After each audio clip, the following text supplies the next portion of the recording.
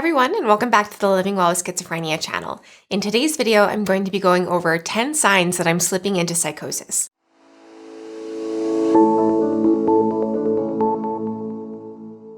My name is Lauren, and I make videos about what it's like living with schizoaffective disorder or schizophrenia. Please make sure to subscribe to the channel so as not to miss any new content we put out. And also, if you would like to help support the creation of future videos like this one, please make sure to check out the link to our Patreon page, which is in the description below. We so appreciate any support you can give. It really helps us to keep making new videos and new content for you all. I also want to point out that we have already done a video called What is Psychosis, which gives you kind of an overview about what I'm talking about when I refer to psychosis and what exactly that means. Also, we're going to have timestamps, so if you want to skip ahead to a part of this video where I talk about a specific sign that I'm slipping into psychosis, you can check that out in the description below. They'll all be listed and you can jump ahead to that specific point in the video. Okay, so there's a lot of different scenarios where psychosis can come about for an individual living with schizophrenia or schizoaffective disorder, but I think most often for me anyway, and I know for a lot of other people too, when it happens most is when I'm under a period of a lot of stress. Now, this can look a lot of different ways. This can look, just a lot of stressors in my life, like a lot of work demands or school demands or life demands or, relationship demands or whatever is piling up to be really stressful. Or it can take the shape of med changes or something like that, which is putting literal stress on your body. Another thing that really affects me in terms of slipping into psychosis is season changes. And I know that this is true for a lot of other people too, where there are certain season changes that really affect individuals. For me personally, it's primarily fall time. So right around now is when I need to be really mindful of, my symptoms and I need to be really intensive about my self-care and all that kind of stuff so as to prevent slipping into psychosis. And I know for a lot of people, springtime is really hard, but it's different for each individual. And it's really important to just be aware of, if seasons affect you and to be aware of when you need to be a little bit more diligent about your self-care and about taking care of yourself. All right, so diving right into the signs that I'm slipping into psychosis, the first one that I want to talk about is disturbed sleep. So this typically looks like for me when I'm not getting enough sleep. I need to be really mindful about making sure that I am trying to get to bed at the same time, roughly every night, and trying to wake up around the same time too, so as to get however many hours I need each night, and to hopefully keep up somewhat of a routine around that to make that easier. But when I'm slipping into psychosis or when I'm starting to struggle a little bit more, this tends to be harder to do. And I have more disrupted sleep and I'm awake more throughout the night. I wake up earlier, I go to bed later, and I just get less sleep. And that is generally an early warning sign that things are kind of slipping into possibly psychosis. Another kind of warning sign the other way is that if I'm sleeping too much, that can also be a warning sign for me where, perhaps I'm falling into a bit of a depressive state or, maybe the negative symptoms are just taking over and I'm just withdrawing to bed more often than I should be and just sleeping the whole day or for large chunks of the day. And that's also a sign that things are going awry and that I might be slipping into psychosis. So the second possible sign that I'm slipping into psychosis is when I don't want to take my medications. Now, this is a pretty strong sign for me anyway, that, things are slipping towards psychosis, because this is one of my early warning signs where, I either think that I just don't need the medication anymore, which is a sign that I'm slipping into a period of kind of anosognosia, or it's when I think that the medications are poison or that doctors are using the medications for mind control or some kind of thing like that, where, I'm slipping into delusional thought around the medication and paranoia about the medication. And both of these instances are signs that things are kind of slipping towards a little bit of a dangerous place. Now, taking this one a little bit further, a really, really big warning sign that I'm slipping into psychosis is when I actually follow through on these desires to stop taking my medication and I actually stop taking my medication. This is when things deteriorate fairly quickly for me and I end up in the hospital or in a bad situation relatively quickly after. And so this kind of this kind of path of not wanting to take my medication leading to stopping taking my medication is a pretty clear sign for me that I'm slipping into psychosis. Number 3 is hallucinations. So this is kind of a hard one to gauge because, I'm not typically worried if I'm obviously not worried if I don't hear or see anything or experience any hallucinations. But I'm also not worried if it's kind of the occasional noise or chatter or commentary, and especially if it's not a harmful comment. If it's just kind of, mundane chatter about my life, that's pretty typical for me, and I'm not too concerned if that's what's happening. I do start to get more worried, however, when it's more personal directed comments or command hallucinations. I also start to get more worried when other senses become involved. Now, I get olfactory or smell hallucinations quite often, so again, I'm not too worried about that. But I am worried when I start to get visual hallucinations or touch hallucinations, because those are things that I personally don't experience very often. And so I know that things are getting worse and I'm heading in the direction of psychosis if those things start to arise. Now, I know that this is going to be very different for each individual because each individual experiences hallucinations differently. But I think what I want to convey is being aware of what your baseline is and what is acceptable for you and what is a sign that things are heading in a bad direction. I also get more worried when it's harder to ignore hallucinations and when I'm really distracted by them and I'm engaging with them more than I typically do, because usually I'm fairly okay at ignoring them and just kind of still engaging in life, like real life, in a decent way while putting the hallucinations aside. So when I start to get more entangled with the hallucinations, that's also a warning sign. So number 4 is paranoia. And this is kind of along the same lines as hallucinations, where it's a positive symptom of schizophrenia or schizoaffective disorder. And when it starts to amp up is when I start to get worried about slipping into psychosis. So when I start to get worried about there being like cameras everywhere, like when I'm checking mirrors for cameras, or when I'm, just sitting in my living room and trying to figure out where the cameras are and whatnot, that's kind of a sign that I'm slipping into psychosis, because that's not something that I normally preoccupy myself heavily with. Also, I get really fearful and paranoid of police coming to get me. And, anytime I hear a siren or see a police car, I get really agitated and anxious, and I'm worried that they're coming to get me for whatever reason.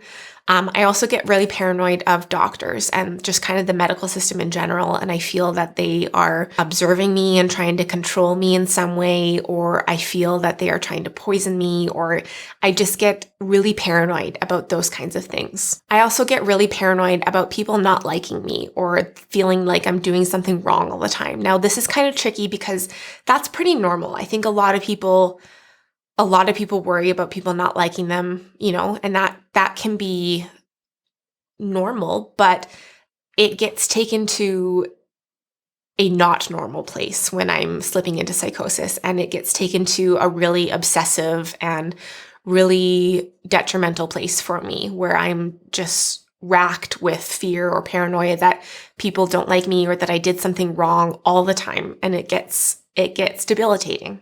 Number 5 is delusions. And again, this is going along with the positive symptoms of schizophrenia being worse. And delusions are oftentimes false narratives based on the paranoia that I just explained. So I get delusions about, delusional thought about doctors trying to poison me or trying to control me. And I construct these narratives inside my head that I'm fighting against the system and that, I need to collect information, it just becomes this delusional narrative in my head about, basically centered around all this paranoid thought. So I see helicopters and I become delusional that they are coming to get me, or, delusional thought, basically false beliefs based on the paranoid thoughts or based on, things that aren't really grounded in reality. Number 6 is when I get really, really excited about a lot of different things or a lot of different projects, but I'm not really actually finishing or completing any of them. So this is kind of another one of those more subtle, nuanced signs that I'm slipping into psychosis, because it can appear like a really good thing where I'm being, really excited about projects and really excited about, life. And it can come across as a positive thing, both to myself and to people around me. But if I'm not finishing these projects, or if they're taking over too much of my life, it can be a sign that I'm slipping into psychosis because I have schizoaffective disorder, I also have the bipolar component to it. And so I think that this is kind of a sign of mania, where I'm getting really, really excited about, different projects that I want to do and that I, want to complete, but I'm not actually able to complete them. And so this is a sign that things are going in a bad direction and that I'm slipping into psychosis or mania. Number 7 is when self-care is slipping. So this is particularly around personal hygiene. So if I'm not showering as much as I should be, that's a sign that, I'm slipping into psychosis, or that I'm slipping into a harder period in my mental health. I usually take time to make sure that I'm presentable. And so if I find that I'm not really taking that time anymore, or that I'm not really caring about how I'm dressed or how my hair looks, or, presenting myself in a way that I typically do, that's kind of a sign that things are slipping. And, when I stop doing other self-care things like going for runs, or being active, or when I stop caring about proper nutrition, those kinds of things are signs that I'm slipping into a dangerous place. Number 8 is if people around me start asking if I'm okay. So this is typically because they're noticing some sort of change in my behavior or my demeanor. So this can be anything ranging from me being way chattier than normal and, just being full of energy or anxious, or, just more elevated than I typically am. But this can also go the other way, where I am withdrawn, have flat affect, am feeling down or presenting as down. And that's typically, I think, the way it goes for me, where I withdraw when things are kind of slipping. But I know that for a lot of people, it can go the other way. And so, when people notice a change in your behavior either way, typically people around you will notice or will comment on this behavior change before you really accept it or notice it even yourself, but really before you accept it. Another kind of sign along this same wavelength is when I begin to think that I need to withhold information from those around me. And I think that that's kind of something that people around me pick up on, especially my partner, who, will ask, hey, are you doing okay? Like, you seem kind of off or whatever. And if I'm slipping into psychosis, my gut reaction to that question will be, don't tell him anything. Like, don't share with him. Just keep him out of it, which is not healthy. And it is not typically how I would react to that. If I am well and not slipping into psychosis, hopefully I would be more receptive to communicating with him and to, talking things out. But when I'm slipping into psychosis, it's a very clear sign when I just want to withhold information and completely withdraw. Number 9 is feeling more removed from the things that I like to do and the people that I care about. So when I am having a difficult time enjoying the things that I used to enjoy, or when I'm having a difficult time connecting with the people who I love, who are around me, that's definitely a sign that things are heading in a not so great direction, and possibly that I'm slipping into psychosis, because those are things that are really big parts of my life that, indicate that I'm doing well and that I'm engaging healthily with life. But when I'm slipping into psychosis, it's kind of like this wall goes up, and I begin to have a really hard time connecting with the things that I enjoy and connecting with the people who I care about. And that can be really difficult and is definitely an early warning sign that I'm slipping into psychosis. And number 10 is just kind of generally falling behind and keeping up with life. So this can look a lot of different ways. Either I am missing paying bills, or I am missing medical appointments or different kinds of appointments. I'm not showing up to my psychiatrist appointment or my therapist appointment. Things like that are kind of pretty big signs that I might be slipping into something in the direction of psychosis, because when you're heading in the direction of psychosis, it can be really, really hard to keep up with life and to keep up with taking care of yourself through appointments and that kind of thing. And so when you see your ability to manage your life slipping, that can be a sign of slipping into psychosis, especially for me, because at the best of times, I'm not great at that kind of stuff. I'm going to be honest with you. And I think a lot of people with schizophrenia or schizoaffective disorder will probably relate to that a little bit, where, it's hard to keep up with life at the best of times. But if you notice that you're having an even harder time than normal, I think that that's cause to be a little bit more aware of where you're at and to, be a little bit more aware of whether or not you're slipping into psychosis. So that is the end of my list of signs that I'm slipping into psychosis. I think that something that's really important to point out is that this is my own personal list, and this is signs that I find for me that indicate that I'm slipping into psychosis. And these may look very different for each individual. They may look different for you, but I think what I want to encourage you to do is to take account of what your own signs are and to maybe write them down and share them with a close friend or family member or whatnot to kind of help you watch for signs that things might be going awry or that you might be slipping into psychosis. And I think that being really aware of your own personal signs can be really, really helpful in terms of early intervention of psychosis. So I also just want to go over some strategies that I employ when I feel that I am slipping towards psychosis and I feel that these signs are changing and giving me warning signs about slipping into psychosis. So I just want to give some examples of things that I do in order to try to stop that progression into psychosis and try to get to a better place mentally again. So I really try to amp up self-care strategies. So this can take the form of being more active. I understand that when you're slipping and you're in a hard place, it can be really hard to do this. And so I just try to get out for, small walks or just small bits of activity and try to, keep bringing it up from there. Also, things like having a shower. I totally understand that this can be really, really hard when you're feeling off. I haven't mastered how to make myself do these kinds of self-care things, but, having people around me who encourage me to do this is really helpful. So, my partner, Rob, will be like gently reminding me like, hey, you should go try taking a shower if he thinks that I'm feeling off, or if I'm having a hard time, with life. And oftentimes it does help.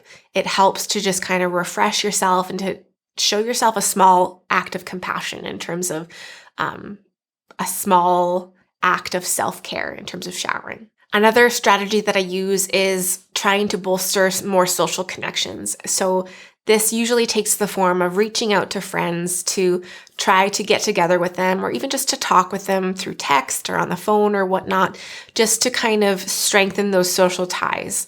And this can be super helpful in terms of just boosting your mood, in terms of talking to someone who you care about. But it's also important to share how you're doing with this person so that they can hopefully be a part of your support network in order to help you kind of shift the trajectory away from psychosis and hopefully help you to get to a better place mentally as well. They can be a part of that support network that's helping you to be well. Another thing that I try to do when I'm noticing that I'm slipping into psychosis or that these signs are coming into play is I really, really make an effort to try harder to communicate better with my partner, because my partner I live with them and, they're there and they can see most of what's going on. And, it's really nice to have them to lean on and to be a part of, tackling shifting this trajectory. And so, it hasn't always been the case because, like I said, as one of the signs that I'm slipping into psychosis is when I feel the need to withdraw and withhold information, particularly from my partner. It can be really hard, but really making a conscious effort to try my best to communicate with him and to be as open to collaboration as possible in terms of navigating my mental health. Another person I want to work really hard with to navigate through this hard phase is my doctor and my therapist. More contact when I'm noticing that I'm slipping with both my psychiatrist and my therapist is really critical in terms of, just kind of letting them know where things are at. And maybe there needs to be a med change, or maybe there needs to be a life change of some sort that they can help me navigate and they can help me work on. Another important strategy that I try to implement is giving myself space to rest without overdoing it. Now, this is a really hard one for me because I'm not in a place where I'm completely compassionate with myself when I'm slipping into a harder period. And I can be kind of hard on myself in terms of still expecting myself to hold the same functionality standards as when I'm well. And so making sure that I'm really trying and making an effort to give myself room to just be not okay sometimes. It's okay not to be okay sometimes. And making sure that I'm giving myself space to rest when I need rest and to be more gentle on myself when I need to be more gentle with myself. And kind of the last strategy that I want to talk about is anticipating stressful situations and being kind of preemptive in terms of reducing commitments that I may have or reducing stressors in my life. Now, this is another one that I'm not super good at because, again, I still hold that same expectation of myself as when I'm well. And so I feel the need to uphold all of my commitments and whatnot. But I'm really trying to move in the direction of understanding my capacities at different points in my illness. And when things are slipping towards psychosis, I know that I need to, eliminate as much or reduce as much stress as possible. And so if that means canceling a commitment here or a commitment there, or even all commitments, sometimes that is what I need to do. So again, these are just some of the signs that I'm slipping into psychosis that I've identified in my own life. But if you have other signs that you've experienced that are maybe different from the ones that I've listed, I would really love to hear about them in the comments below. So thank you so much for watching. Again, I just want to direct you to our other video, What is Psychosis?, where we go over more about what psychosis is. I also want to direct you to another video that we did about positive and negative symptoms of schizophrenia, which again includes some of the things that I talked about today. Also, if you want to help support the creation of future videos like this one, please make sure to check out our Patreon page. The link is in the description below or also right here. We really appreciate any support you can give. It really helps us to keep making content like this. Also, if you want to see more videos like this, make sure to subscribe to our channel so as not to miss anything. Thank you so much again for watching, and as always, wishing you and your loved ones good health. See you in the next video. Bye.